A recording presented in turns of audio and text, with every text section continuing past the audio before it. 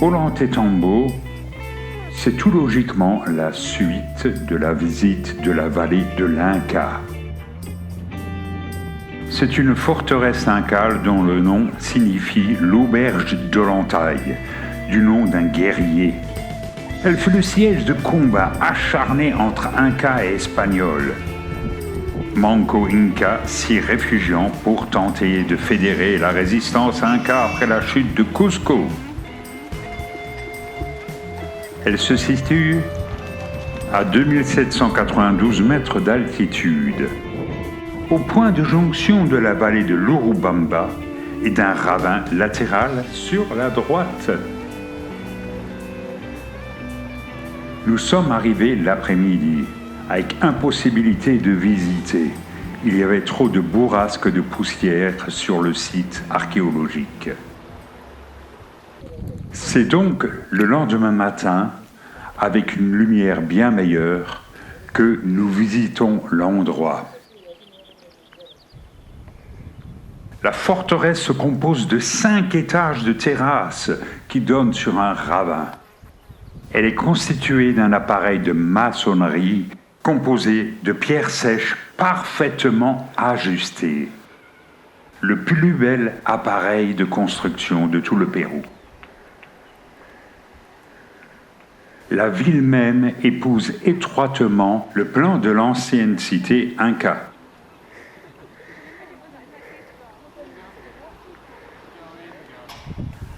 Nous cheminons vers le sommet de la forteresse.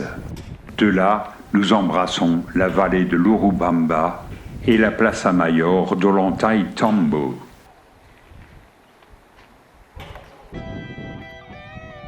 Au sommet, il y a le Temple du Soleil avec le fameux mur des 6 monolithes de porphyre rouge de plus de 3 mètres de haut.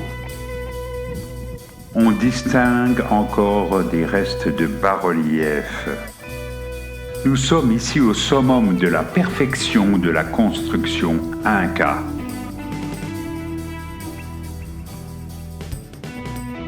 On admire aussi les blocs de porphyre rouge qui gisent au sol.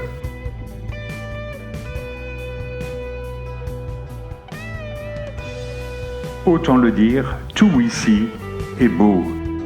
Et la perfection réside dans l'ajustement des pierres qui sont scellées sans ciment. À noter aussi la forme caractéristique des portes trapézoïdales.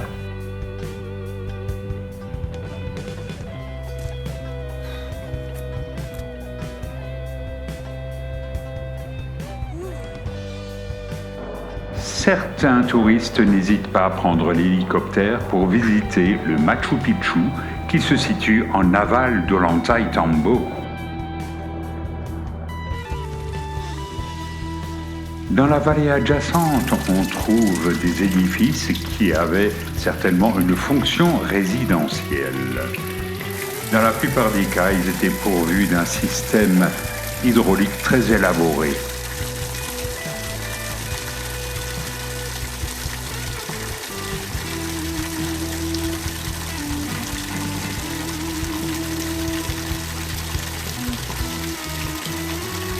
On appelle parfois cette fontaine le bain de la princesse.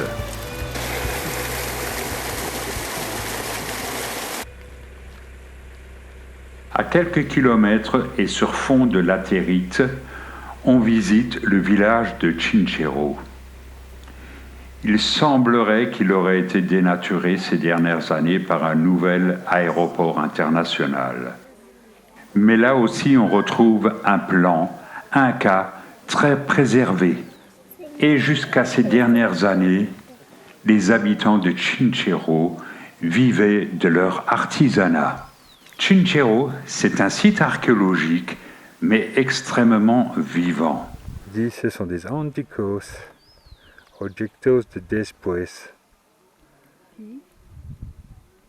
Hein? Ça veut dire des objets de depuis. Alors je lui ai répondu Quelques églises et chapelles érigées par les Espagnols s'intègrent très très bien dans le paysage de l'altiplano andin. L'église est construite dans un style colonial très rural, agrémenté de quelques fresques naïves.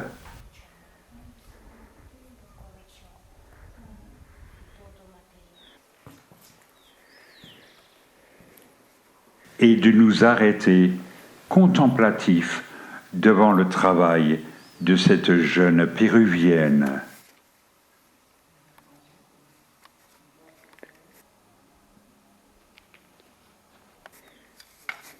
C'est un travail de laine, de longue haleine.